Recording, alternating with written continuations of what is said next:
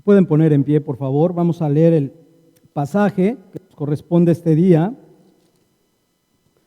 Primera de Timoteo, capítulo 3, pero va a ser del versículo 1 al 7 para que sigamos arraigando este texto importante en nuestros corazones. Dice Pablo, que es la palabra del Señor, 1 Timoteo 3, versículo 1 al 7. Palabra fiel, si alguno anhela obispado, buena obra desea.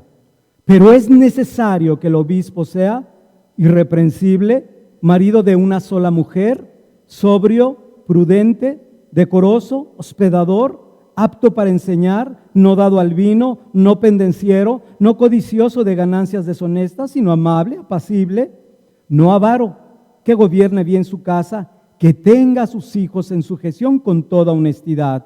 Pues el que no sabe gobernar su propia casa, ¿cómo cuidará de la iglesia de Dios? No un neófito, no sea que envaneciéndose caiga en la condenación del diablo. También es necesario que tenga buen testimonio de los de afuera, para que no caiga en descrédito y en lazo del diablo.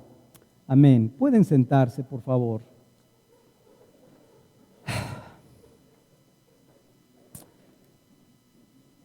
Cuando una empresa requiere cubrir algún puesto particular, hacen una descripción de lo que le llaman el perfil del puesto, que puede incluir la carrera, la experiencia, en algunos casos idiomas, si hablas inglés, si hablas japonés, si hablas chino, si hablas mandarín, y que está muy de moda en el aspecto comercial, si tienes algún tipo de experiencia en el puesto, etcétera. Y es necesario que la persona reúne esos requisitos, porque de lo contrario no calificaría para el puesto. Y bueno, muchos de los que se han contratado saben que esto es una realidad. Ahora bien, si esto es una verdad en el mundo de los negocios, y no solo en el mundo de los negocios, en cualquier organización sensata, por supuesto, donde los hijos de este siglo aplican muy bien este tipo de principios. Si esto es una verdad, entonces para ellos cuanto más lo debe de ser, cuanto más va a ser necesario cumplir con los requisitos que el Señor ha establecido para los que anhelan ser obispos. Y algo que debemos de notar es que el énfasis principal de estos requisitos está en el carácter y en la madurez. Uno de los énfasis principales es carácter y madurez, más que otro tipo de dones, excepto un don que sí es muy importante, que está al final del versículo 2, y es ser apto para enseñar. Y aunque estos requisitos son para los pastores, todos los miembros de la iglesia deben aspirar a tener un carácter como el que aquí se describe, ya que describen el mismo carácter del Señor. Pablo ha iniciado este pasaje diciendo, palabra fiel, si alguno anhela obispado, buena obra desea. Y esta frase, palabra fiel, aparece 5 veces en las epístolas pastorales y representa, como lo hemos comentado, una verdad que es fundamental. Cuando decimos que es fundamental, es una verdad que ha sido aceptada por toda la iglesia en ese momento de Éfeso, y hoy podemos decir palabra fiel porque ha sido aceptada en medio de nuestras iglesias y por lo tanto no necesita ser comprobada.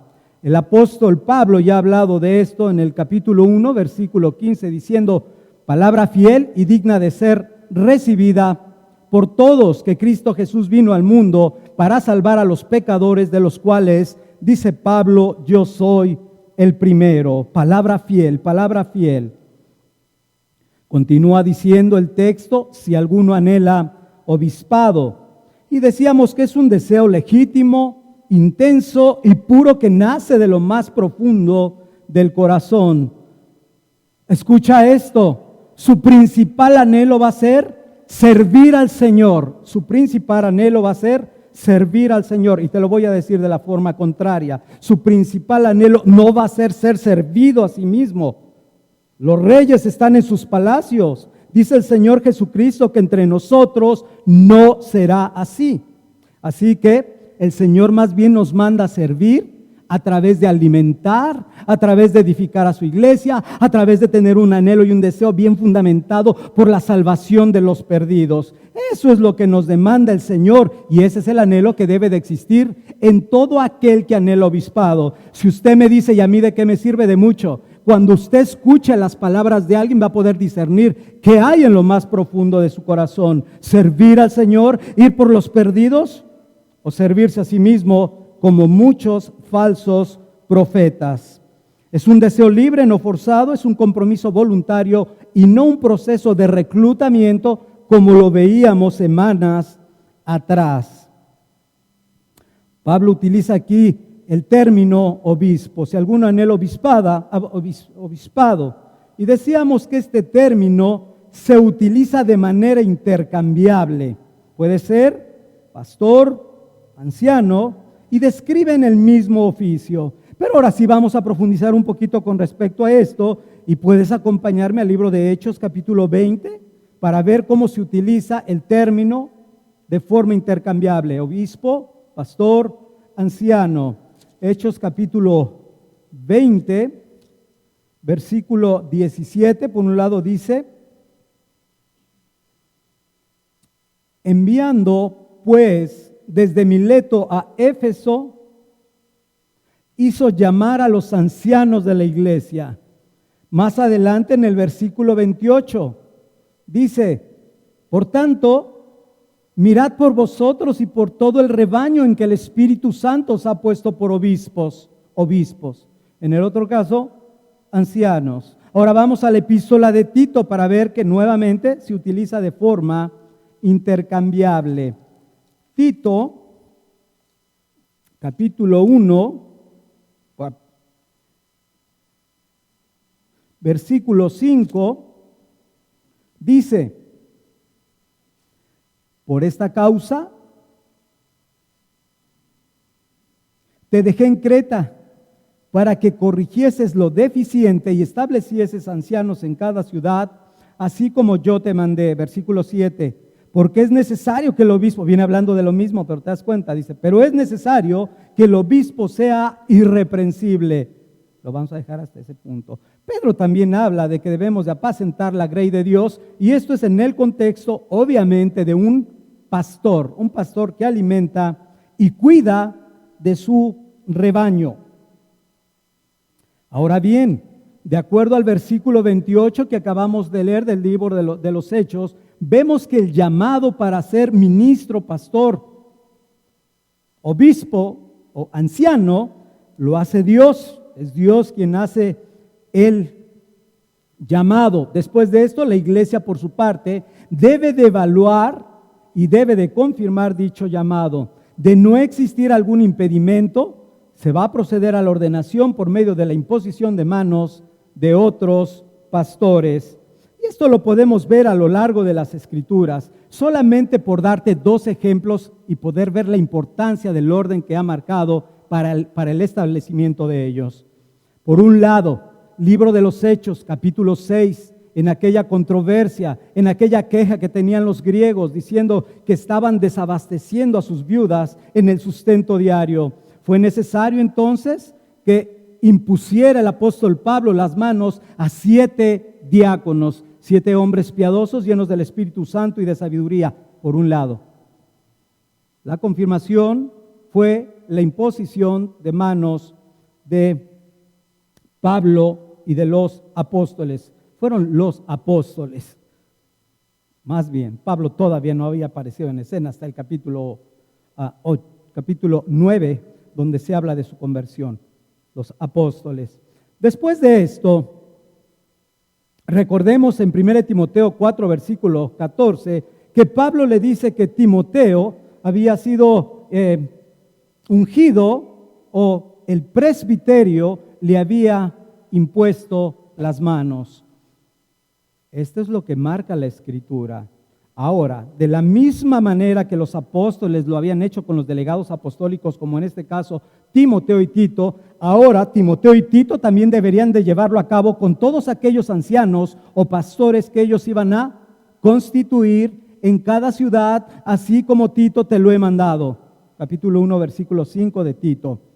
O como lo estamos viendo ahora en 1 Timoteo capítulo 3, ellos ahora van a tener la responsabilidad de imponer manos. Eso quiere decir que si el día de mañana el Señor levanta dentro de nosotros ancianos, los que forman parte de los ancianos de este ministerio llevarán a cabo esa misma tarea. Ahora, no vamos a profundizar, pero esa tarea era tan importante, tan delicada, que Pablo ve necesaria hacer una seria advertencia a Timoteo, diciéndole: ten cuidado de no ordenar a ninguno que no tenga estas características. En 1 Timoteo 5:22 dice: no impongas con ligereza las manos a ninguno, ni participes de pecado ajeno, consérvate puro. ¿Te das cuenta? Advertencia tras advertencia. Así que no estamos hablando cualquier tema, es algo sumamente delicado, es la cabeza propiamente, aquí terrenalmente hablando, el liderazgo de la iglesia. Considera lo siguiente, te lo ruego. Constantemente puedes ver en las peticiones de oración que pedimos que el Señor nos confirme si es su voluntad que fulano, mengano y perengano formen parte de la membresía, si lo puedes ver. Pero bueno, más glorioso es si lo puedes escuchar tú mismo en medio de las reuniones.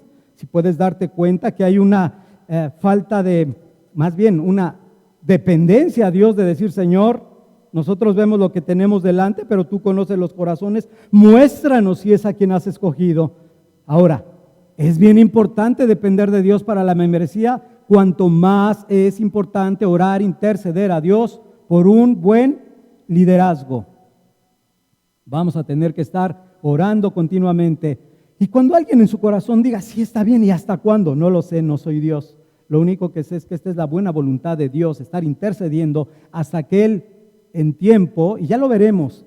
Oye, ¿y cómo vamos a saber? La Escritura tiene muchas formas, muchos textos que nos pueden guiar y dirigir para tener paz para con Dios, de decir: creemos que quizás esta persona es levantada por el Señor. Así entonces, debemos recordar qué tan importante es este punto, que los falsos maestros de Éfeso habían llevado a la iglesia a una fuerte crisis espiritual. Y no era algo nuevo en el Nuevo Testamento. En el Antiguo Testamento recordemos que los profetas también, los falsos profetas, habían llevado una crisis muy fuerte al pueblo de Israel. Puedes acompañarme en Jeremías capítulo 23, versículo 32. Jeremías 23, versículo 32.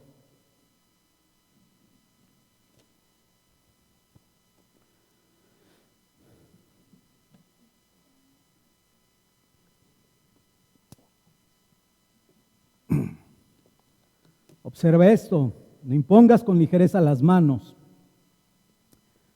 ni participes de pecados ajenos, mantente puro. En el Antiguo Testamento, dice la Escritura en Jeremías capítulo 23, versículo 32, he aquí, dice Jehová, yo estoy contra los que profetizan sueños mentirosos y los que cuentan y hacen errar a mi pueblo con sus mentiras y con sus lisonjas.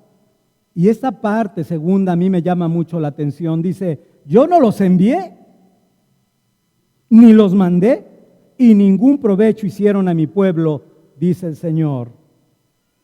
Por lo tanto, debemos de ser muy diligentes en evaluar a la luz de los requisitos que Dios ya ha establecido y que son necesarios que se cumplan. ¿Sabes? Cuando tú lo ves a la luz de lo que hemos venido estudiando en Levítico, la mayoría de los que están aquí han podido escuchar las breves meditaciones. Recordemos que no solamente fue el tabernáculo, sino también la constitución, los vestidos y todo lo de los sacerdotes se llevó a cabo tal como el Señor lo había mandado. Después de eso, descendió el Señor en fuego, la presencia del Señor, dando su visto bueno de todas las cosas que se habían hecho conforme a su palabra. Así que el apóstol Pablo nos está dando ahora mandamientos que son precisos con respecto a los requisitos morales y espirituales para el liderazgo. Y ahora entonces en 1 Timoteo 3, versículo 2, vamos a ver la segunda parte de estos requisitos.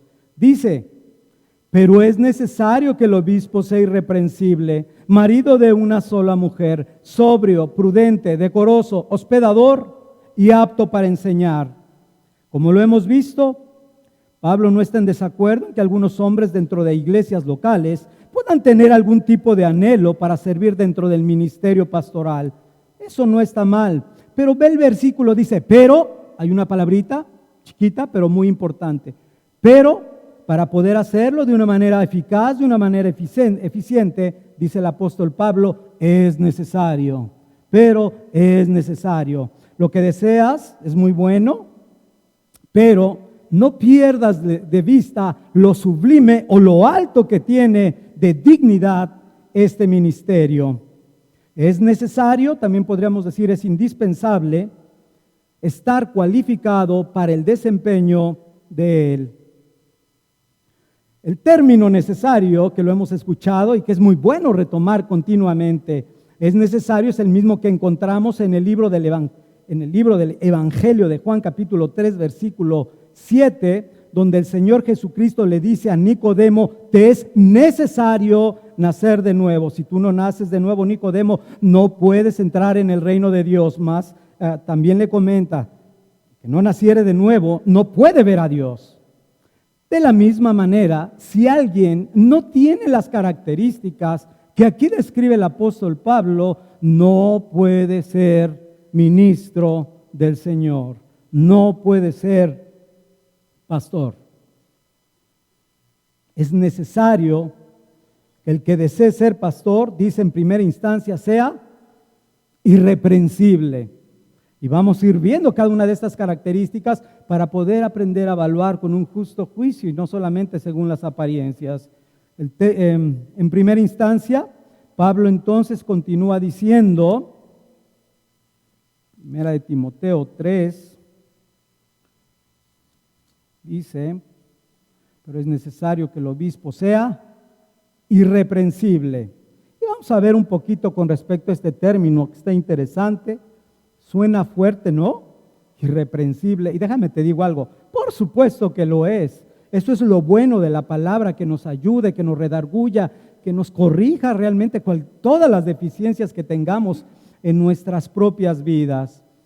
Irreprensible. No solamente lo cita aquí el apóstol Pablo, en el versículo 10 también dice, y estos también, de este capítulo 3 de 1 Timoteo, y estos también sean sometidos a prueba y entonces ejerzan el diaconado si son irreprensibles. La misma palabra utiliza también Tito para decir, es necesario que el obispo sea irreprensible. Es necesario, es condición indispensable. Todo candidato debe de dar una evidencia visible de tener un comportamiento que sea íntegro. De hecho, cuando tú estás observando su conducta, no alcanzas a ver algún reproche, algún pecado evidente en su vida, algún vicio o alguna mala actitud evidente en su carácter. Por lo cual dices, esta persona tiene en términos generales una conducta íntegra. ¿Por qué es importante esto? Por supuesto, si tú ves alguna actitud pecaminosa en cualquier pastor o líder dentro de la iglesia, es evidente que eso va a menoscabar la autoridad de él. Por eso la importancia de mantener una integridad en la conducta. Solamente para recordar un poquito con respecto a esto. No podemos nosotros hablar con autoridad si vivimos en pecado, ¿estás de acuerdo?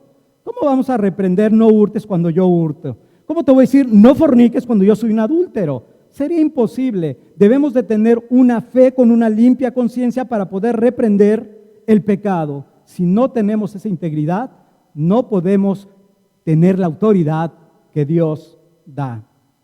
Por eso es importante mantener una limpia conciencia. Dicho en las palabras ahora de Pablo, ser irreprensibles, tener una vida íntegra delante del Señor. Un buen ejemplo que encontramos de esto lo puedes ver en el Nuevo Testamento, en el libro de Lucas. Y perdón si me voy un poquito rápido, porque me acuerdo que alguien me dice, es que creo que es muy rápido, y tiene razón.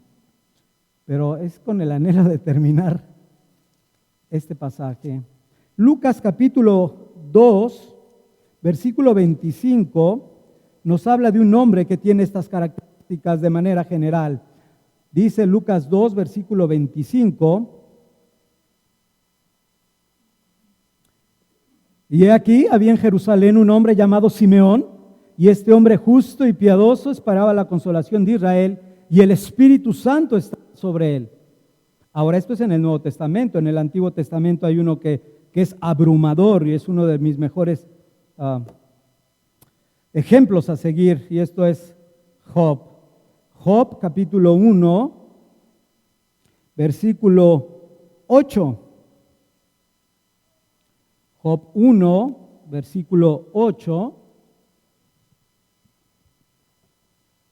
dice: Jehová dijo a Satanás: ¿no has considerado a mi siervo Job, que no hay otro como él en la tierra, varón perfecto y recto, temeroso de Dios y apartado del mal? Séllalo como un hombre íntegro o un hombre irreprensible. Y el testimonio los da el Dios de los cielos. Ahora vamos a hacer la primera aclaración para que no estemos también con pensamientos cerrados. Ser irreprensible no significa ser perfecto. Y vamos a tratar de explicar esto. El mismo apóstol Pablo habla en el libro de Romanos capítulo 7 acerca de sus luchas, ¿recuerdas? Él dice: miserable de mí, ¿quién me librará de este cuerpo de carne? Pero yo quise buscar algún texto que me ayudara a transmitir el balance correcto. Pablo no está hablando en este momento de que, oh, miserable cuerpo de muerte que me llevó a adulterar, miserable cuerpo de muerte que me llevó a estafar. No veo eso, pero sí alcanzo a ver en 2 de Corintios capítulo 12 acerca de el aguijón que Dios había puesto en su carne. Dice: para que por causa de las revelaciones extraordinarias que él había experimentado, no se fuera a enaltecer demasiado. En pocas palabras, Pablo sabía que somos susceptibles al pecado del orgullo, de la jactancia.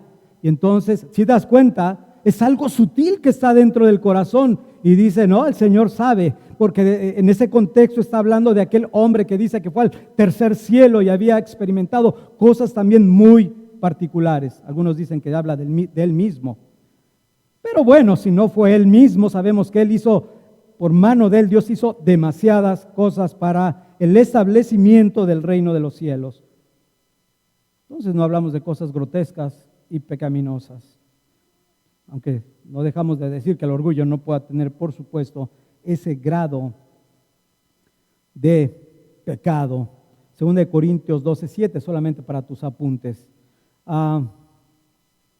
Por otro lado, recordemos que el mismo apóstol Pablo le dice a los filipenses en el capítulo 1, versículo 10, que él estaba persuadido de esto, que el que comenzó la buena obra en vosotros, la perfeccionará para el día de Jesucristo. Y hay otros textos donde dice: y no es que ya hemos llegado a la meta, sino que perseveramos hacia la meta.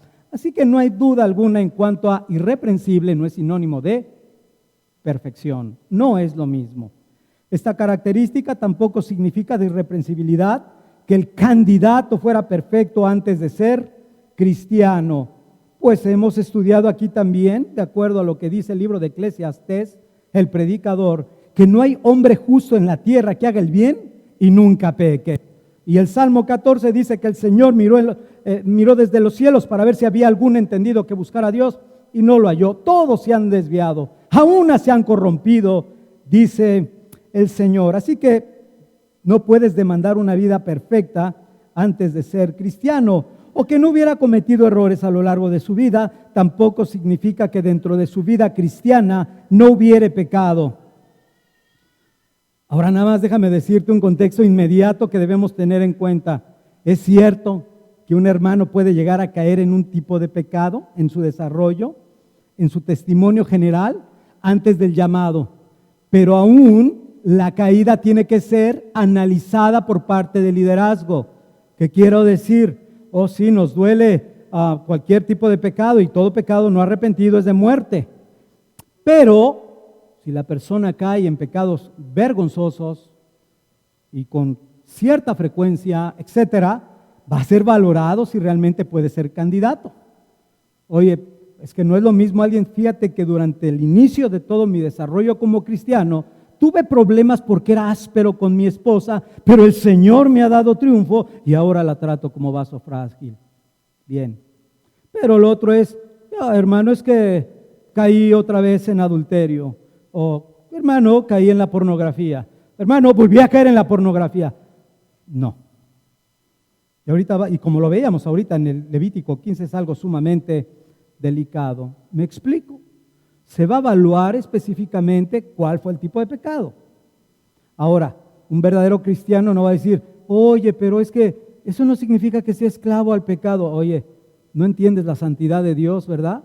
¿No estás viendo que alguien cuando se acercaba con esa inmundicia, ¿qué dice el versículo 31 de Levítico 15? Era muerto.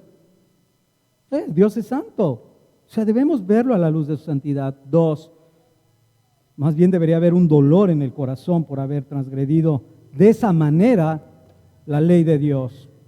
Entonces vemos que no significa que nunca hubiere pecado, pero hablamos una situación más natural. Estamos hablando de un contexto de alguien que anhela ser obispado, o pastor, o anciano. Entonces, bueno, ¿y qué significa ser irreprensible? Significa que en el momento del llamado al ministerio, la persona se caracteriza por ser irreprensible. En el momento del llamado, la persona se va a caracterizar por ser irreprensible. Y esto lo concluimos porque el texto utiliza la palabra sea. Es necesario que sea irreprensible y esa palabra está en tiempo presente. Así que la implicación es la siguiente: la persona que ha sido llamada al ministerio es necesario que sea en tiempo presente y la implicación, por supuesto, en el desarrollo de su ministerio. Porque de nada me servirá decir, oh, bueno, cuando me llamó el Señor yo estaba así, pero entonces sí cumplí ahí, pero tengo 2 años en el ministerio, pero cuando fue en el momento sí lo era, aunque ya no lo soy. No, espérame, sea tiempo presente continuo. Esa es la responsabilidad que tenemos delante del Señor. Y mira, lo digo porque además puedes tener un buen juicio para exhortar a cualquier líder, pero con palabra, o sea, con un discernimiento correcto, de decir, creo que eso es pecaminoso y entonces puedo ir y exhortar a un hermano aunque tenga liderazgo dentro de la iglesia. ¿Te das cuenta? Y es una bendición para el que lo reciba. Ahora, ¿qué sucedería si al momento de ser llamado a alguien resulta que hay quién o quienes lo acusan de algún pecado, lo acusan de malas actitudes? Quizás es un muchachón o un hombre, no necesariamente es joven, a veces los adultos también están llenos de orgullo y soberbia y arrogancia, ¿verdad? Pero es acusado de ello, quizás de lujuria, de ira, etcétera, cualquier pecado que pueda ser de alguna manera evidente. Entonces lo que procede es lo siguiente: si llegan a presentarse uno o más personas, ahora es evidente que debe de haber, como lo marca por lo menos Mateo 18, 2 o 3 testigos, particularmente hablando de una situación tan delicada como es esta. Es muy delicado cuando hablamos de la acusación a alguna persona. Pero ¿qué sucede entonces en este proceso? Lo que sucede es lo siguiente: se van a analizar esos testimonios a la luz de los principios bíblicos. Entonces vamos a revisar los principios bíblicos para determinar si tal candidato verdaderamente ha caído en algún tipo de pecado. Si la cosa pareciera cierta, como lo dicen en el Antiguo Testamento, entonces se va a cancelar o a suspender, dependiendo de lo que se esté hablando, la ordenación. Se suspende o se cancela. Ya se ha hecho en medio de nosotros eso. Ahora, pero esto es tan delicado porque nadie quiere pecar contra Dios, que quede bien claro. Por eso es que en este tipo de procesos sí es bueno tener más de un testigo, más de un testimonio. Esto lo puedes ver también a la luz de 1 Timoteo 5, versículo 19 o 20. 1 Timoteo 5, 19 dice: contra un anciano no admitas acusación, sino con 2 o 3 testigos. Entonces sí es importante el ser muy cuidadosos. Ahora, ¿pero por qué es muy importante? Imagínate que sean puras acusaciones falsas. Hay alguien que le gusta acusar a los santos, no sé si recuerdas quién es. Se llama Satanás. Satanás es el acusador de los santos. De ahí la importancia de no solamente recibir una acusación así como un flechazo y a ver en qué termina. No, hay que analizarlo, hay que evaluarlo y después de eso entonces se continúa. Para no solamente de una acusación falsa, como lo hace Satanás, a desacreditar a alguien. Para mantenerse irreprensible dentro del liderazgo, voy a hablar 3 puntos que pudieran ayudarle a todo aquel que esté ocupando este oficio. Número 1, ¿qué nos puede ayudar para permanecer irreprensibles? Número 1, entender lo que hemos terminado diciendo. Somos el objetivo principal de Satanás. Ahora, ¿qué líder va a ser susceptible a verdaderamente ser blanco de Satanás? Número 1, aquel que pelee de alguna manera por su propia santidad. Aquel que guarde y defienda la verdad del Evangelio, proclame la verdad del Evangelio. Aquel que busque la santidad en la casa de Dios con el texto que leíamos para iniciar la convocación. Aquel que tenga el anhelo y el deseo verdadero de ver la extensión del reino, esos le preocupan verdaderamente a Satanás. Hay un perfil obvio que de Satanás va a estar una, otra para tratar de desacreditar. Pero si el hombre está viviendo en su propio mundo, no te preocupes, esos no tienen mucho problema. Son como aquellos falsos líderes que ya hoy le sirven a Satanás. Así que debemos de tener mucho cuidado. Para ejemplo de esto, recordemos en el Nuevo Testamento a Simón Pedro, el Señor le dijo: Simón, Simón, Satanás ha pedido para zarandearte. Entonces, no estamos hablando de algo que nos imaginemos, es una realidad y tenemos que, en lugar de caer como Pedro y decir: Señor, mi vida daré por ti, no, tenemos que decir: Señor, guárdame de no pecar contra ti. Guárdame de permanecer irreprensible, guárdame de recordar lo que decía Andrew Murray, si mi memoria no me falla. El principal problema de mi pueblo, decía él, es mi santidad. Acuérdame continuamente que somos testimonio para las personas que tenemos delante de nosotros. En lugar de jactarnos de algo y caer al rato en un pecado como él, vergonzoso.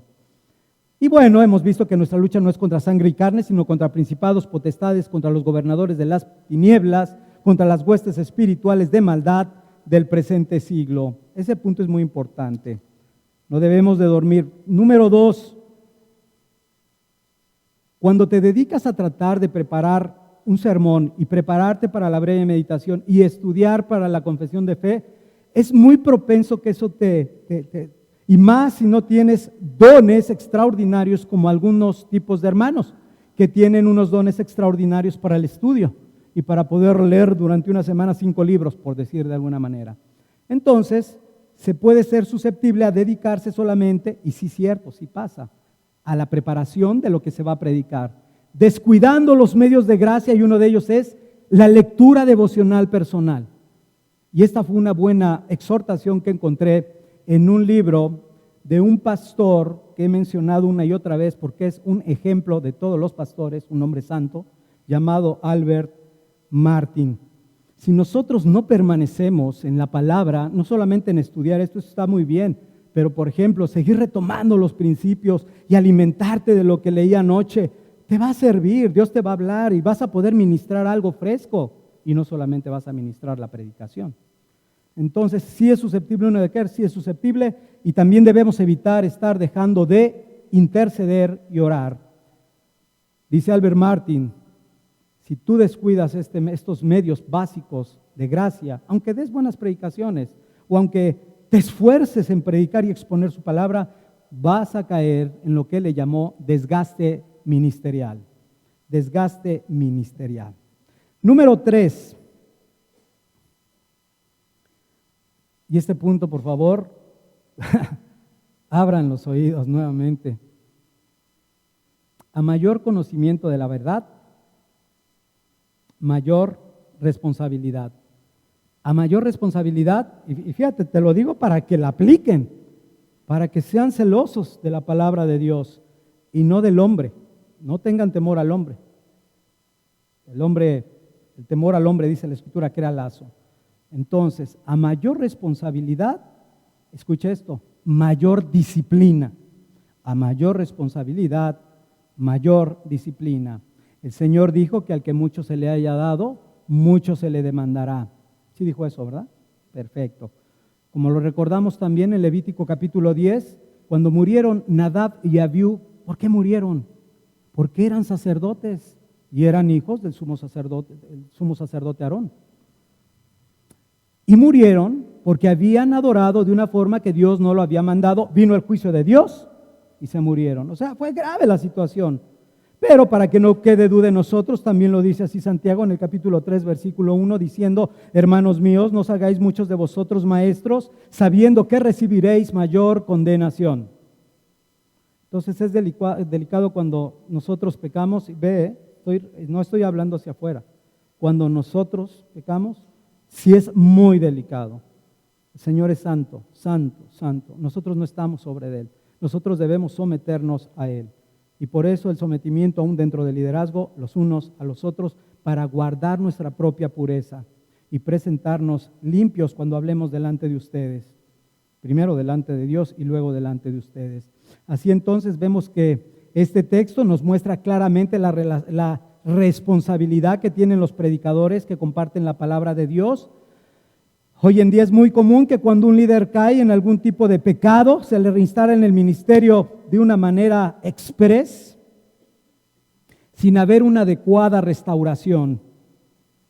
Si bien es delicado en cualquier creyente no llevar un proceso adecuado de disciplina, cuanto más es delicado para alguien que está en el liderazgo de una iglesia.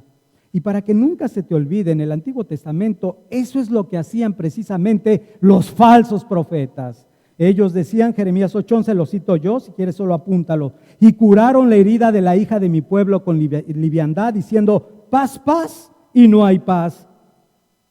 ¿Te das cuenta? Ahora, no confrontaban el pecado porque ellos vivían en pecado. Nadie puede confrontar. Son similares de los que habla el apóstol Pablo, Romanos capítulo 2, versículo 21, cuando dice, tú que dices no hurtarás, hurtas. Tú que dices no cometerás adulterio, adulteras. Por eso no pueden reprender ni curar la herida del pueblo, no con liviandad, sino de una manera cuidadosa, mucho más hablando de alguien que ocupa el liderazgo dentro de la iglesia. Ahora, ¿qué tan importante es este asunto? A veces nosotros decimos a algún discípulo, de acuerdo al tipo de pecado, que antes de seguir predicando el evangelio, que a veces tienen mucho anhelo y mucho deseo, primero deben de entender la magnitud del pecado. ¿Por qué? Porque no van a predicar como alguien, como quien tiene autoridad. ¿Qué se requiere antes? Y obviamente esto llévalo a otro nivel, que sería de liderazgo. Si el liderazgo está predicando el evangelio y tiene un problema de disciplina, algo está incongruente. Y a la luz de lo que encontramos nosotros en el Salmo 51, creo que nos da la luz y la claridad de esto. ¿Por qué a veces les pedimos, al menos corporativamente, no lo hagas? Sigue meditando en tu pecado, sigue meditando de dónde caíste.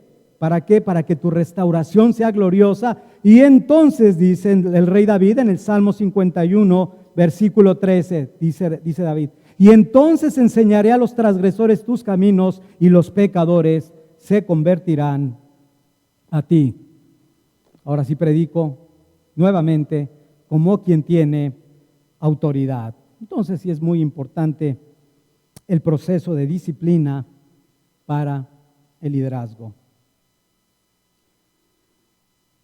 Ahora, otro aspecto también básico que debemos de meditar con respecto a esto. ¿Qué sucede? Si imagínate, te enteras que caí en tal pecado y te enteras que al otro día ya estoy predicando. ¿Qué pensarías en tu corazón? Y digo al otro día, al otro domingo, al siguiente domingo, la siguiente vez que me ves, dices, ¿qué pasó? No, creo que había entrado en un pequeño proceso de disciplina o algo pasó en su vida. ¿Qué sucede si no se lleva a cabo? Algo muy sencillo. Si no se lleva a cabo como se debiera hacer, afectaría directamente la vida de la iglesia. La vida en cuanto a la santidad de la iglesia. Porque si uno no es restaurado como debe ser restaurado, entonces a la iglesia, ¿qué le pedirías? ¿Qué pasó? No, pues peque. Pues no te preocupes. Acuérdate que todos pecamos. Salvo, siempre salvo. Hemos hecho de la gracia ocasión de libertinaje. ¿Cuál es el problema? Todos pecan, ¿o no? Pablo dijo, Romanos 7, miserable de mí. Espérate, no. El estándar es hacia arriba, no hacia abajo. No es hacia abajo. Es un estándar que Dios va santificando en los corazones. Entonces, no podemos hacer las cosas de esa manera, con liviandad, sino debemos de ser muy cuidadosos. Ahora, por otro lado, no estoy diciendo que un líder no deba de en un momento dado recibir la extensión de la misericordia, y escuche esto también, abre tus oídos. ¿Qué experimentó David después de su vergonzoso pecado de Betsabé, el homicidio del esposo de Betsabé, Urías heteo, de su hipocresía? ¿Qué experimentó David? Una plena convicción de pecado, tristeza y dolor por lo que él había hecho. Ok, si nosotros observamos esa tristeza, ese dolor y ese arrepentimiento, que es apartarse de lo que se hizo, ¿qué crees que vamos a hacer? Extender la misericordia, por supuesto. Pero, evaluando el tema, se verá hasta qué, el perdón va a formar parte de la iglesia, pero va a haber un periodo de disciplina. Va a haber un periodo de disciplina, porque al que más se le da, ¿qué? Más se le demanda, ¿verdad? Ok, ahora, ¿te das cuenta que son pequeños aspectos que hoy en día se tienen muy descuidados? Hay otro punto que yo quería aclarar con respecto a esto.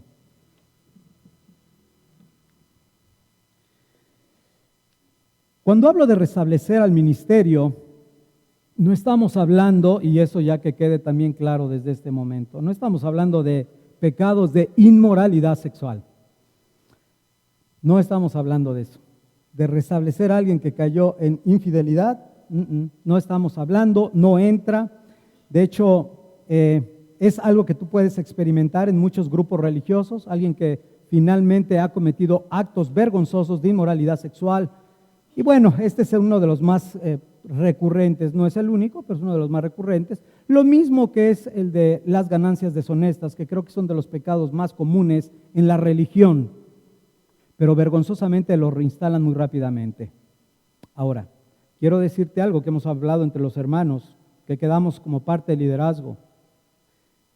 La tolerancia para la inmoralidad sexual es igual a 0. No hay holgura. Alguien llega a cometer algún pecado de inmoralidad, estás fuera del ministerio. No dejas de ser cristiano, pero estás fuera del ministerio. ¿Sí? Es algo grave, sumamente vil, como para que alguien pueda permanecer predicando a un Dios que es santo, es incongruente. Entonces, esa es la postura que tenemos nosotros. El estándar de piedad de la iglesia está en función del liderazgo. Pablo una y otra vez decía, sed imitadores de mí, como yo lo soy de Cristo. Filipenses 4:9, hemos citado este texto en otras ocasiones diciendo, lo que aprendisteis y recibisteis y oísteis y visteis en mí, esto haced, y el Dios de paz estará con vosotros. Espero estar transmitiendo la importancia, la necesidad, también por otro lado, de estar velando y orando por el liderazgo que hoy hay en estas iglesias. No quiten la carga dentro de las reuniones corporativas. No somos mejores que David, ni que Sansón,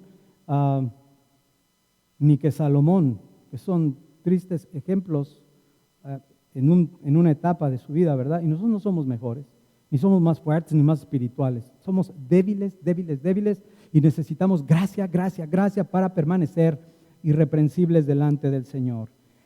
Ese fue el primer punto, ser irreprensible, ser íntegro a la hora del llamado. Segundo requisito que menciona el apóstol Pablo, sumamente interesante. No solamente para los casados, también para los que algún día anhelan casarse. Si Dios les da el don de tan grande bendición, aunque Pablo le llamó aflicción de la carne. Yo soy de los del otro bando. Es una bendición sumamente grande. Ahora bien, entonces, dice el segundo requisito, marido de una sola mujer. Aquí lo primero que sí tenemos que comentar es algo. Y voy a decirlo de paso, yo sé que estoy en otro momento, pero predicarlo de Levítico 15 yo sé que es incómodo, pero recordemos que toda la palabra es inspirada por Dios, ¿no? Y es a veces difícil porque sí hay niños, pero es la manera en que se predicaba. Hemos visto en la epístola a los Efesios que había niños, que había mujeres, que había hombres, había matrimonios, había patrones y había esclavos. Toda la iglesia estaba concentrada en la iglesia, por eso lo hacemos. Pero bueno, ahora tengo que comentar que este texto es un poquito complicado y tiene varias posturas. De lo que Pedro diría de los aspectos difíciles de entender de nuestro hermano Pablo. Este es el primero de 6 características positivas que encontramos aquí en este texto del versículo 2. El texto original dice así: hombre de una sola mujer, hombre de una sola mujer, hombre de una mujer. ¿Qué es lo que Pablo quiso decir con esta frase?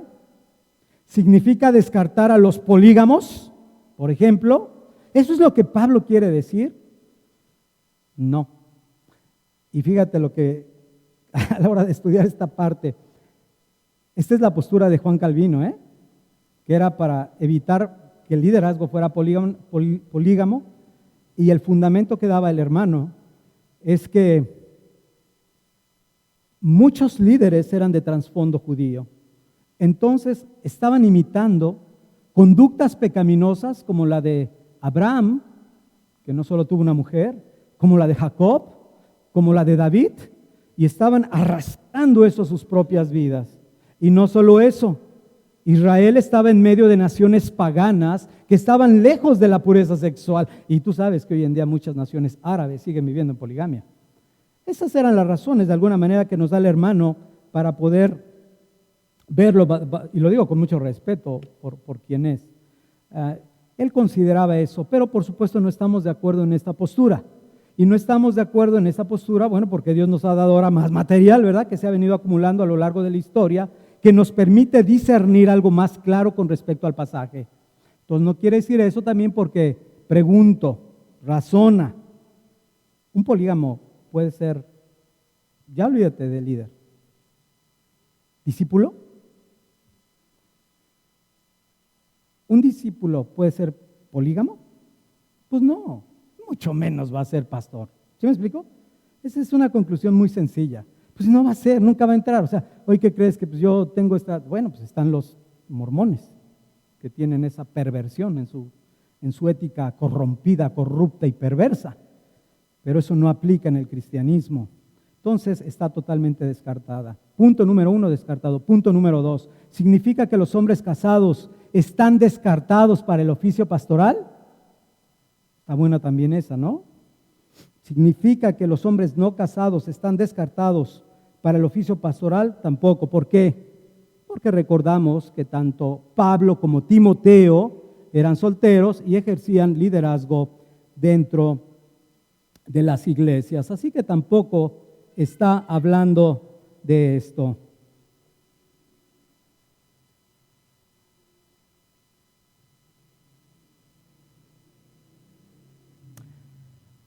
Aquí, al tocar este punto, Juan Calvino muy acertadamente dice, esta posición está muy interesante, él dice que quizás el apóstol Pablo más bien se estaba anticipando a esas herejías demoníacas de hombres que prohibirían casarse, de las cuales Dios mediante lo veremos en 1 Timoteo capítulo 4, versículo 1 en adelante.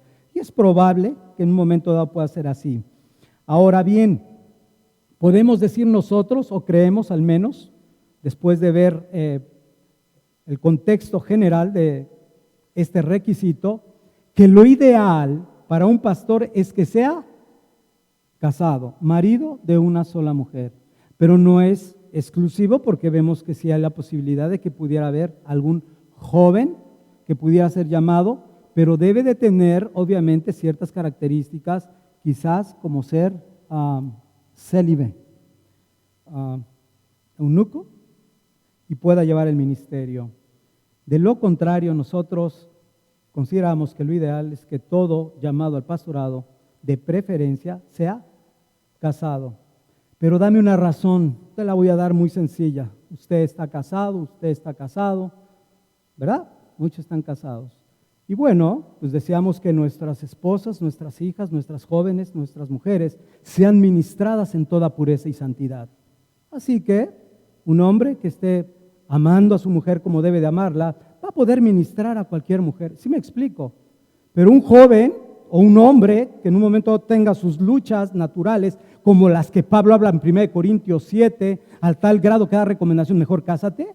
Entonces dices, no, porque puedes pecar contra el Señor. Y tu consejo no va a estar muy claro. Pueden moverse muchas cosas en la mente. Dicho de paso, nuestro amado hermano Frank ya está en un proceso de cortejo, que es el que nos faltaba de nuestros predicadores.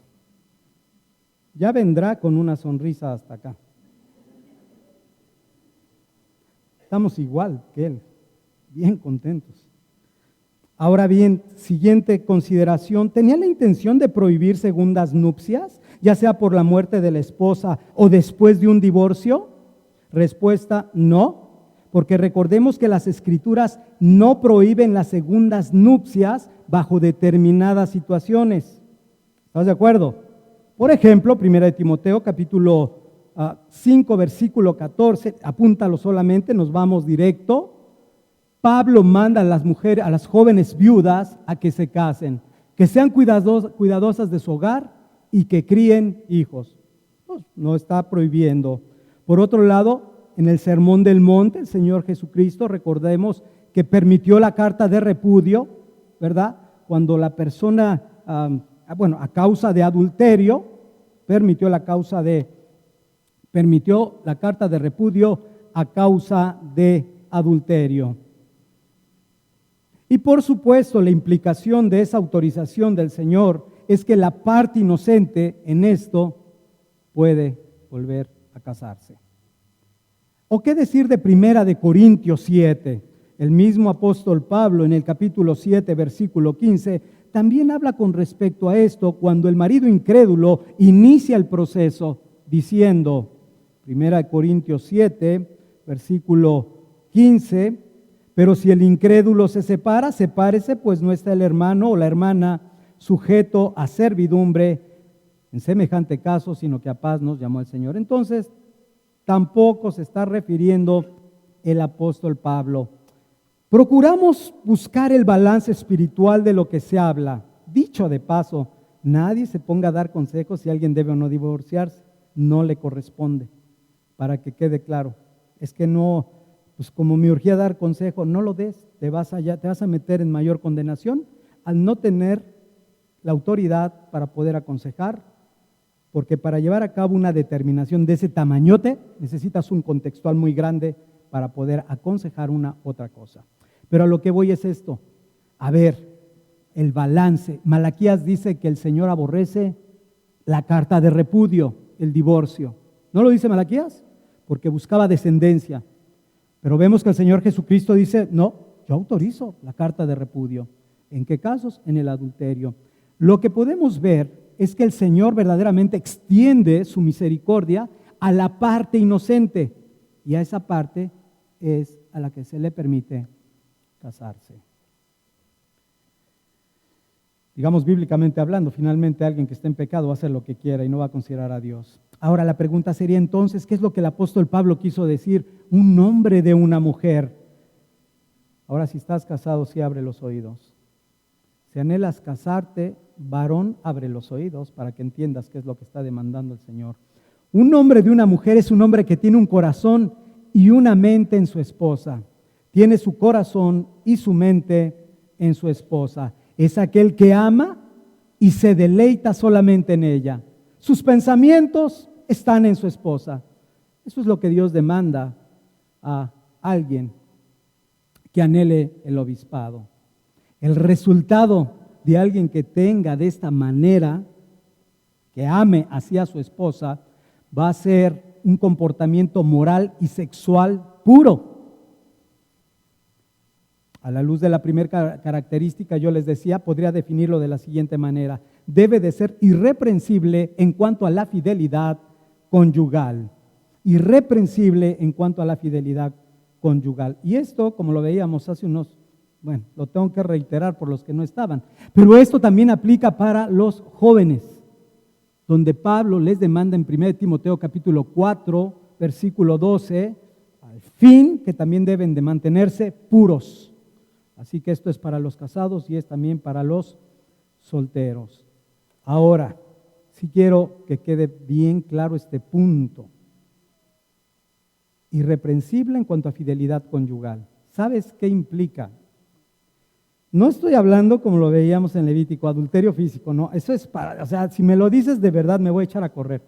Porque dices, a ver, no, tú estás muerto espiritualmente. Es algo que en mi cabeza no cabe, ya dijimos, se descarta, ¿no?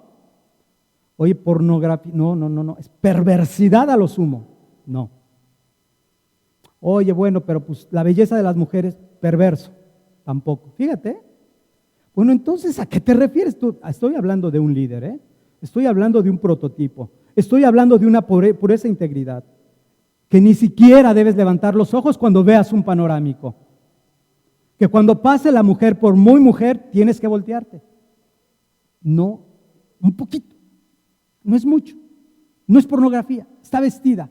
Es más, tiene la falda hasta el piso. Pero estás mirando sus ojos. Estás mal. O sea, yo no digo que no choques. Eso es, lo natural es natural.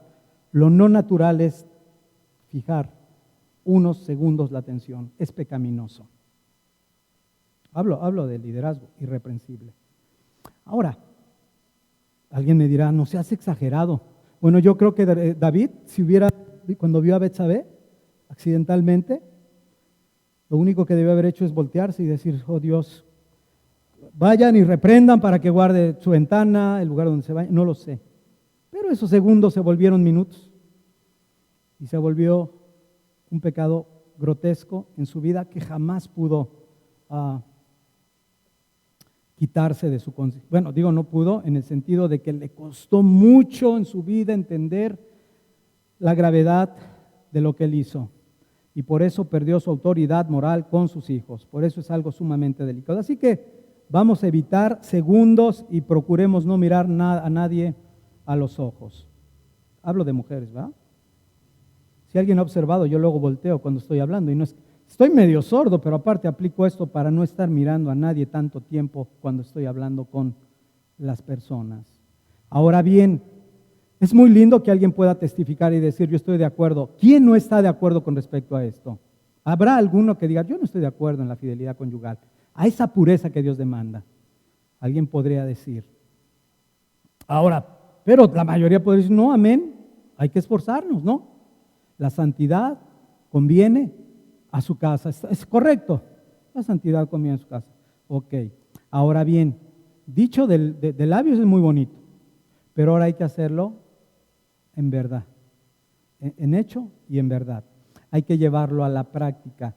Y gracias a Dios que podemos tener el contexto de lo que es el libro de Efesios, donde recordemos que el hombre sí, debe de amar a su esposa así como Cristo amó a la iglesia. Pero recordemos que Cristo amó a la iglesia de una manera sacrificial, porque dice la Escritura que Él se entregó a sí mismo por ella. No dio algo, se entregó Él por su iglesia. Así que esto es algo que debe de ser evidente en el liderazgo de la iglesia. Cuando alguien observe mi vida, mi esposa está aquí, deben de observar que hay una vida congruente con lo que estamos hablando. ¿Sí? Un ejemplo que quisiera dar,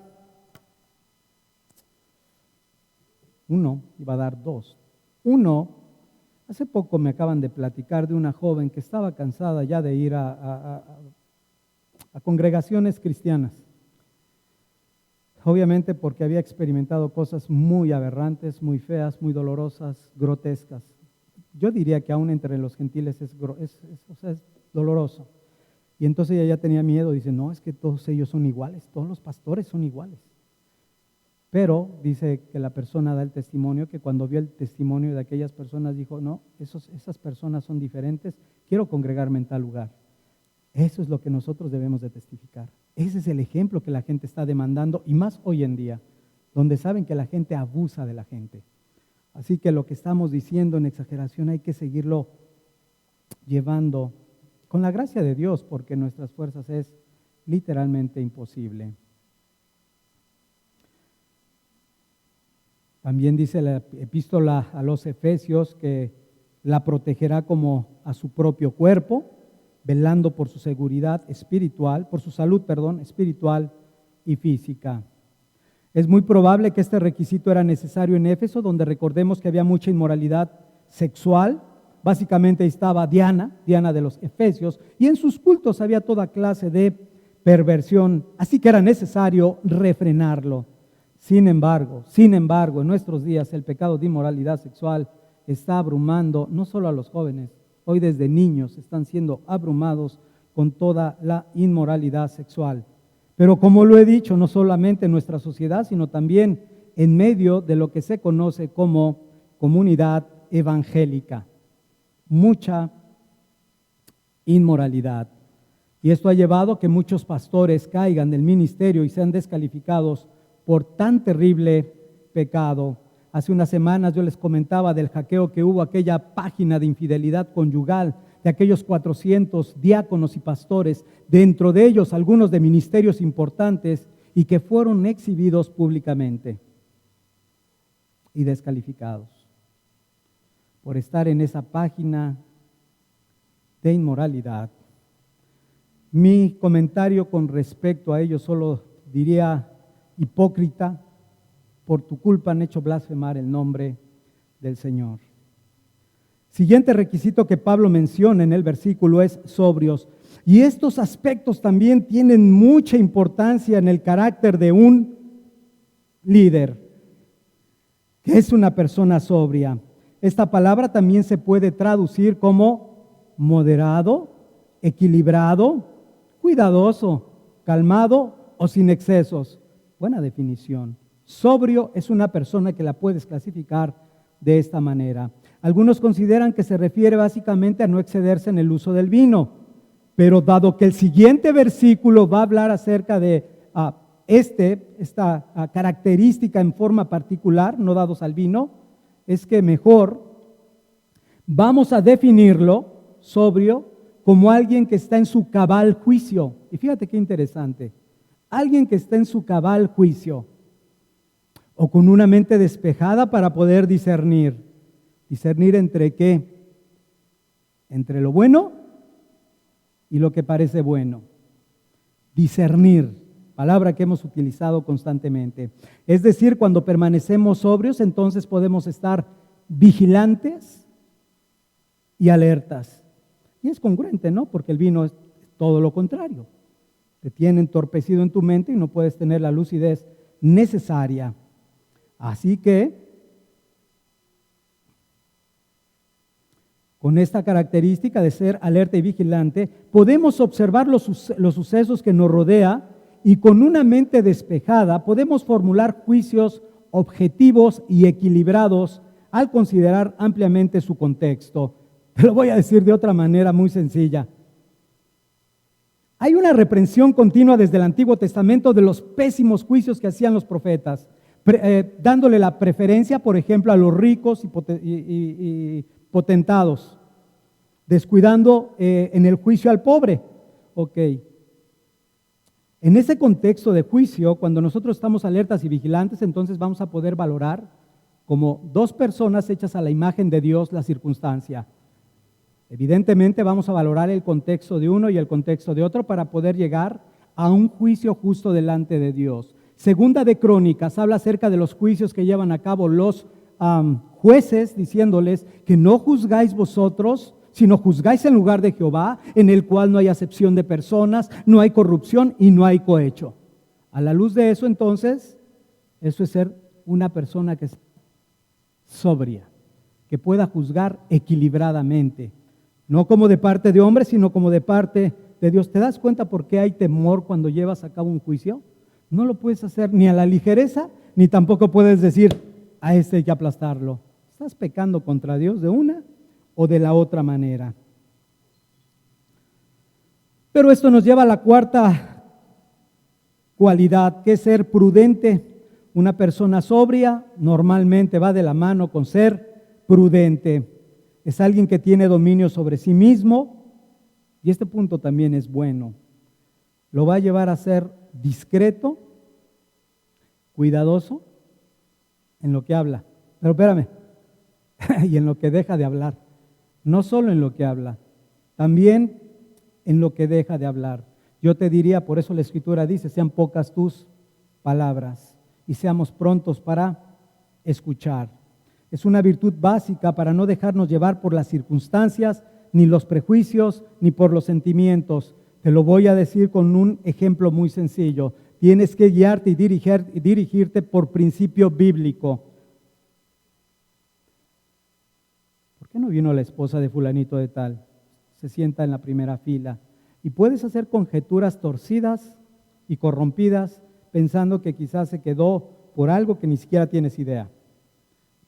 Por algún evento, por el cumpleaños de su abuelita, su mamá o su hermano, o por alguna cuestión trivial. Pero más bien cuando indagas, te enteras que la esposa de fulanito está enferma y está en el hospital. Entonces, ese es el problema de hacer juicios apresurados. A veces nos tardamos para nosotros determinar inclusive una expulsión, porque queremos esperar lo suficiente, la evidencia suficiente para saber qué debemos actuar conforme al principio revelado en la Escritura. Si todo parece ser cierto, llevamos a cabo con conciencia limpia lo que corresponda con respecto a ella. O no solo hablo de una expulsión, lo mismo de reingresar a alguien, lo mismo de saber si en un momento dado quedamos en este local, si nos vamos a otro local. Cualquier aspecto dentro del gobierno de la iglesia debe de ser bien evaluado por el liderazgo. El tercer aspecto, el quinto lugar, Pablo menciona que el pastor debe de ser decoroso. Significa que es alguien respetable, ordenado, y este es muy importante porque habla alguien que va a guiar su vida por prioridades y no por problemas o circunstancias. Alguien que pueda guiar su vida por prioridades y no por problemas o circunstancias. Este también es muy difícil, necesitamos de la gracia de Dios. Imagínate, viene un conflicto, tenemos que determinar qué vamos a hacer. Si continuamos con nuestra prioridad, que sería, de acuerdo al libro de Hechos capítulo 6, la palabra y la oración, o meternos de lleno a un problema y luego otro problema y luego otro problema y muchos problemas de los cuales no podríamos salir nunca. Los apóstoles de Hechos 6 tomaron las medidas correctas. Había un grave problema en Jerusalén en el desabasto de las viudas griegas, pero ellos no dijeron, vente, vamos a arreglarlo entre todos los apóstoles. Dijeron, no es justo que nosotros dejemos la palabra y la oración. Hechos 6. No es justo que lo dejemos. Busquemos varones piadosos, 7. Y sabiamente escogieron 7, como lo decíamos, con nombre griego, lo cual pareció bien a toda la multitud. ¿Qué puedes observar? Eso es ser decoroso. Una persona ordenada, una persona que sabe llevar a cabo sus prioridades y no se va a dejar llevar por los problemas y por toda la administración que a veces es necesario dentro de la iglesia. Enfermos, siempre va a haber enfermos. Pero imagínate, si diario ves uno. Sepelios, también hay sepelios. Por eso necesitamos la pluralidad de hermanos, o bien hombres llenos del Espíritu Santo y de fe, para que nos apoyen en esta labor, que gracias a Dios el Señor los está levantando. Entonces es muy necesario aprender a llevar a cabo las prioridades, ser ordenados en este aspecto. Nos falta un requisito que vamos a ver hoy. Pues vamos a procurar terminarlo, porque creo que es muy bonito, muy importante y también nos da luz para poder seguir extendiendo el reino de los cielos. De verdad, podría decir hasta aquí y la próxima semana, Dios mediante, pero vamos a esforzarnos. Si alguien está cansado puede tomar un poquito de agua, puede estirarse, es normal, hace calor. Y antes de que le gane el sueño, mejor que se levante con libertad. No me molesta. La siguiente virtud importante que pareciera secundaria es ser hospedador. Palabra que es una palabra compuesta que significa amar a los forasteros, es decir, a aquellos que vienen de fuera. Los cristianos somos hermanos, formamos parte de la familia no solamente porque compartimos las mismas ideas, sino también porque por la persona y la obra del Señor Jesucristo, ahora hemos sido adoptados como hijos suyos. Ahora pertenecemos a la familia de Dios. Amén. Ok. Es a ellos entonces a quien debemos mostrar esta hospitalidad. Esto incluye, de acuerdo a lo que Pablo nos muestra, no Pablo, Juan, a la luz de lo que dice la tercera carta de Juan, a los desconocidos. ¿Por qué? Dice también Juan, porque han salido por causa del Evangelio. Pero ahorita vamos a ir aclarando algunos puntos importantes. Recordemos que en el inicio de la iglesia, la palabra crecía y prevalecía poderosamente, seguido de las instrucciones que el Señor Jesucristo había dado antes de su ascensión, diciendo, por tanto, id y haced discípulos a todas las naciones, bautizándoles en el nombre del Padre, del Hijo y del Espíritu Santo, y que guarden todas las cosas que os he mandado. Esta fue la instrucción. Y efectivamente, esta comisión fue llevada por hombres y mujeres de todo tipo de contexto socioeconómico que en verdad habían experimentado en su corazón una obra de regeneración, es decir, la obra de la cruz, viendo a Cristo en el Calvario, viendo ese sacrificio perfecto, había sido algo experiencial en su vida al grado de irse y expandir el reino de los cielos en ese tiempo. Era algo tal que estuvieron, como dice el libro de Hebreos, dispuestos inclusive a ser despojados de sus bienes. ¿Lo has leído en el libro de Hebreos? Aún el despojo de sus bienes, dice él, sufrieron con gozo. Habrían experimentado la gloria de la cruz.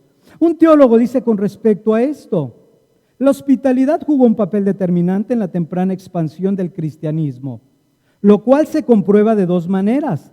Primero, el hogar fue el lugar más natural e indicado para la proclamación del mensaje del Evangelio. Segundo, la hospitalidad fue la que proveyó de la ayuda que necesitaban los pastores, evangelistas y maestros itinerantes. Fue algo fundamental en el establecimiento del reino de los cielos. El apóstol Juan nos aporta un testimonio real de alguien que había sido, de alguien que fielmente contribuyó a la extensión del reino por medio de la hospitalidad. ¿Quién fue ese? Gallo, el amado Gallo, aquel hombre que aparece en la tercera epístola de Juan, aquel hombre que recibía a aquellos hombres desconocidos, pero que por causa del Evangelio habían salido. Y eso nos enseñaba un principio importante, la responsabilidad que tiene la iglesia para con los misioneros, para con aquellos que verdaderamente han salido por amor del Señor Jesucristo. Es un principio que arroja la tercera epístola de Juan. Considera lo siguiente: en los tiempos del apóstol Pablo, durante aquellas feroces persecuciones, encarcelamientos que habían experimentado esos hombres piadosos, muchos de ellos fueron obligados a dejar sus hogares.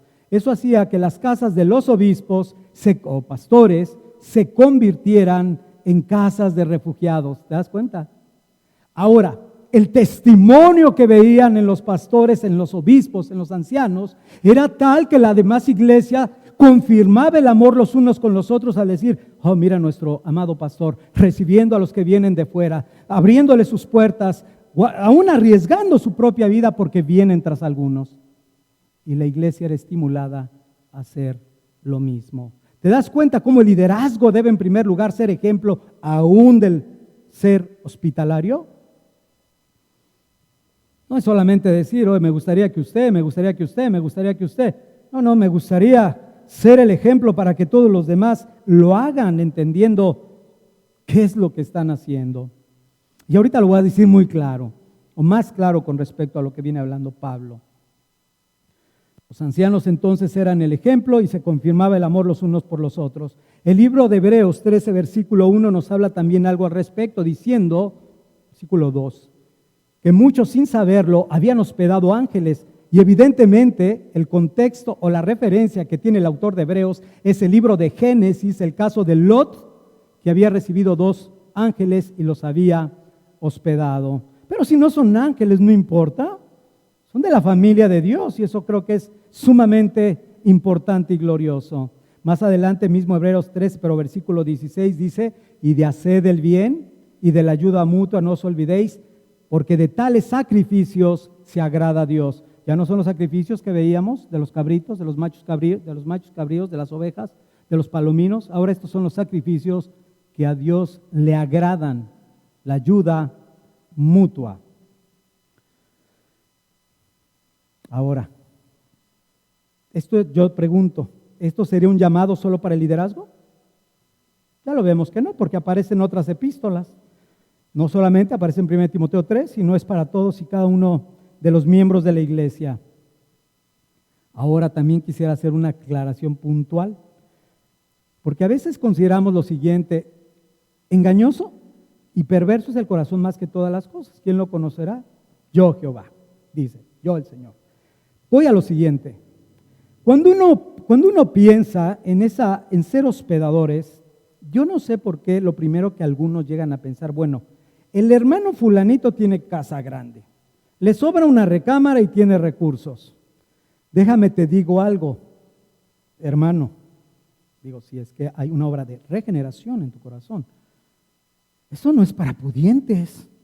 O sea, yo no encuentro algo donde diga, y los que tengan más posibilidad, háganlo. No. Esto es una cuestión interna del corazón. Mi deseo es abrir la puerta a la extensión del reino de los cielos. O no he entendido verdaderamente nada. Ahora, damos gracias a Dios en todas las ciudades, porque en todas las ciudades Dios siempre nos da una puerta donde poder entrar. Entonces no se trata nada más de recursos. ¿Por qué? Porque todo cristiano se conforma con algo. Alguien dice que de pared a pared todo es cama. Hay gente que le encantan los frijoles y no voy a decir para que no me den frijoles. Pero es la realidad, o sea, no estás buscando cosas especiales, sobrenaturales, o como yo te decía, servirte, ¿no? Hey, ¿qué me van a hacer? No. Ayer muy amablemente nos invitaron un agua y no nos quisieron cobrar. Yo dije, bueno, pero la propina no me la vas a poder evitar. Y le das la vuelta para dejar un buen testimonio. Que vean que no estás corrompido como las demás personas que buscan nada más beneficio personal. Que vean que verdaderamente eres alguien puesto por el Señor. Y no buscas lo tuyo, sino lo que es de Cristo. Y eso Pablo lo dice a los Corintios en la segunda carta, y es de mi lectura devocional. Él decía, con gusto gastaré de lo mío, y aún me gastaré yo mismo. Y todavía les exhorta diciendo, de ustedes no he recibido nada. Es más, otros contribuyeron para que yo les predicara a ustedes. ¡Wow! Eso es glorioso. Imagínate que hubiera alguien aquí que ni siquiera fuera de la iglesia de aquí y que nos abriera las puertas para venir aquí. Dices, algo está medio raro en esta iglesia. Ok.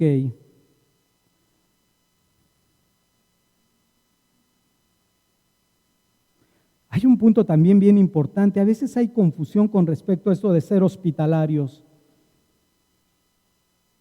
No se refiere ser hospitalario a que diga yo, de repente van los jóvenes a mi casa, ¿no? Y digo, bueno, pues se van a quedar, mira qué hospitalario, paloma, cumplo con el estándar, el requisito. No, eso es engañoso, más que todas las cosas. Dice que deben de ser extranjeros, gente que venga de fuera, por ejemplo, gente que vaya de Querétaro hacia México, de Guadalajara hacia México y de donde sea. No que sean las personas con las que tengo más afinidad, se hizo tarde y la recibo, wow, qué hospitalario soy. ¿Qué haces de más? ¿No hacen lo mismo los gentiles? Ve con tu familiar inconverso y te va a decir, no te vayas, quédate, arriba te quedas. No habría mucha diferencia, pero más bien está haciendo una demanda a aquellos que vienen de fuera. Por eso el término es importante, amar a los forasteros, pero decíamos a los desconocidos. ¿Alguien tendría problema de hospedar a alguno desconocido? Que venga de Guadalajara, que venga de Saltillo, que venga de Monterrey. Perdóname la sonrisa, pero yo te diría, sí ten un problema.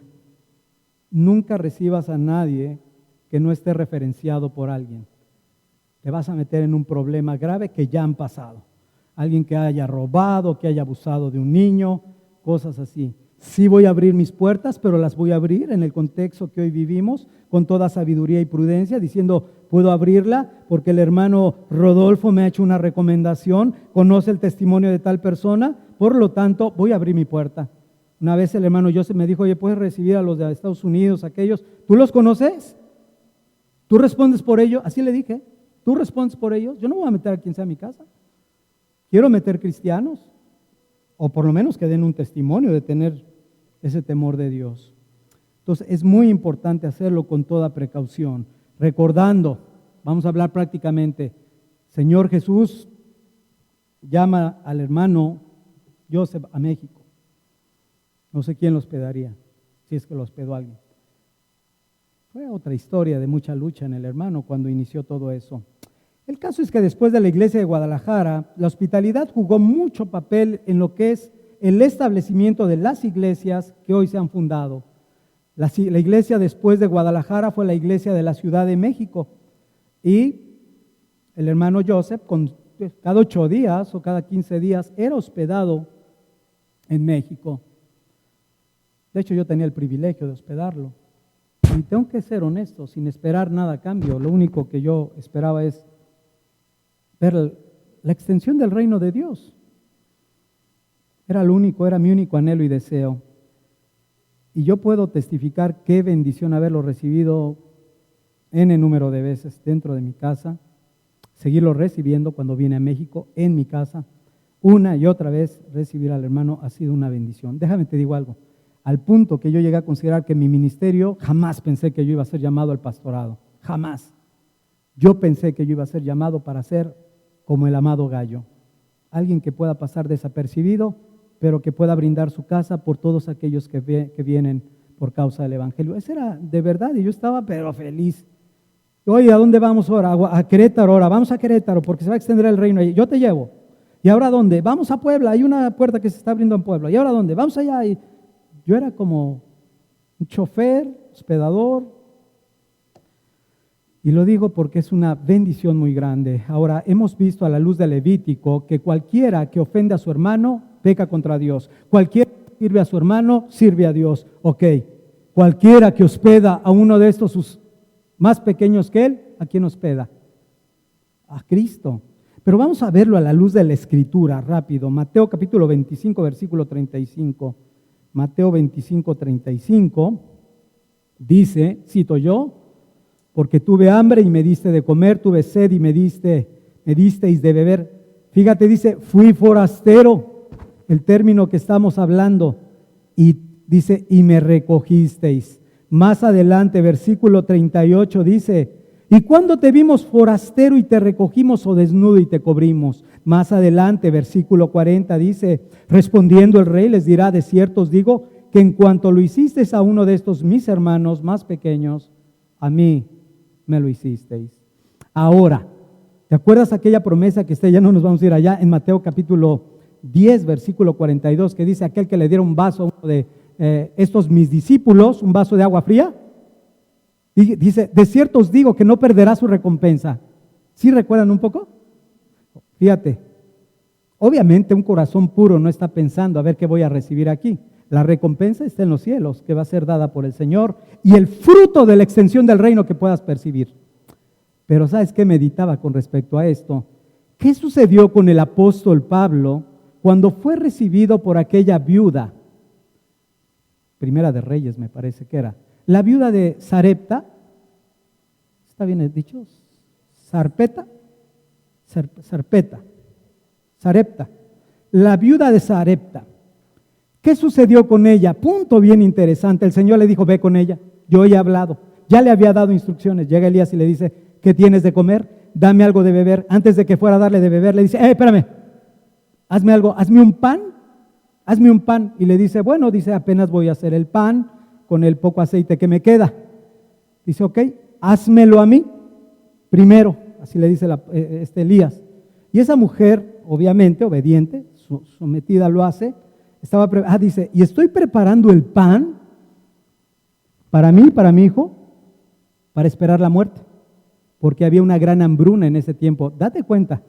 No, es que cuestión económico, hermano. No tenemos problemas económicos para dar unos frijoles. Esa mujer no tenía nada. Su todo era la pequeña vasija de harina y de aceite. Pero a lo que voy, que me llamó mucho la atención, es lo siguiente. Viene la promesa de parte de Dios utilizando a Elías diciéndole, de cierto te digo que no va nunca a bajar la medida de harina ni de aceite que hay en tu vasija hasta que vuelva a llover. De cierto os digo que aquel que le dé un vaso de agua fría a uno de mis discípulos, por cuanto es mis discípulos, de cierto os digo, no perderá su recompensa. Yo no entendía el grado de lo que eso implica, pero implica cosas extremadamente gloriosas.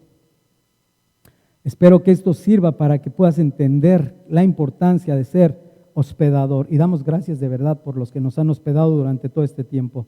Gracias a Dios que les ha puesto eso en el corazón. Ahora, estas cualidades que hemos dicho no son opcionales, son necesarias. Dios levante esta clase de hombres, espero que quede claro, en esta iglesia. Y solamente puedo resumir los requisitos que hoy vimos. Ser irreprensible es la base, una integridad y pureza sexual. Ser sobrios, es decir, mantenernos equilibrados, alertas, vigilantes para poder ejecutar juicios, buenos juicios con discernimiento. Prudentes, es decir, dominio de sí mismo, cuidadosos al hablar y en nuestra conducta, un decoro para mantener bien nuestras prioridades bajo cualquier circunstancia y la hospitalidad.